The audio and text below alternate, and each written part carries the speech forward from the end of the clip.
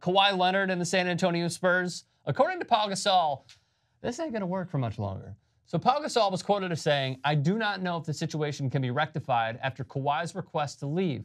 I do not know if a multi-million-dollar offer would fix it. He has not talked to him for a long time. He's a very reserved player." As we certainly do know, that is true. Here's my question. Actually, you know what? Kawhi Leonard, knowing what we know about him and how he doesn't want to play, he is leaving a ton of money on the table. But anything, in my opinion, and I've said this for a while, that he leaves on the table, he'll make up in a major market in a heartbeat. Right. So he can easily charge it to the game, is what you're saying. Easily. Right. He'll get a brand new Jordan contract for being in LA. He could be the face of LA if he wanted to. When healthy, of course. Bruce Bowen was on the complete other side and was not being like, oh, I don't know if they're going to be rectified. He went in on Kawhi Leonard. Take a look. This is via SiriusXM. It's been said.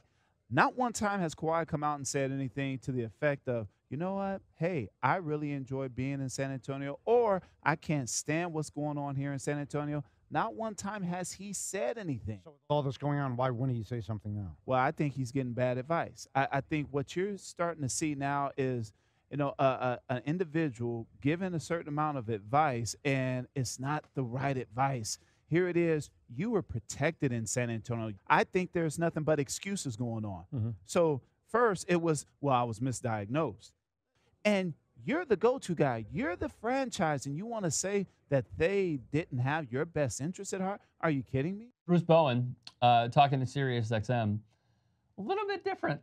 Yeah.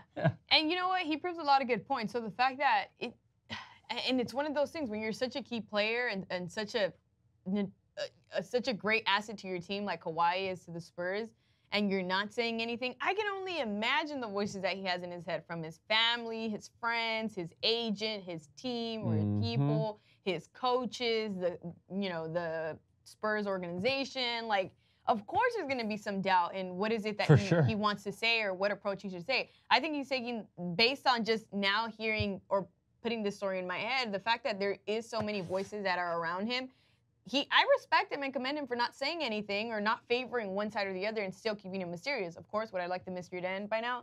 Absolutely. But I also respect the fact that he's not taking a side and he's trying his best to go with, the best decision for himself. So what we normally see, and you made an important point, is that we see PR spins, we see damage control. He's actually taken the side of being mute. Yeah.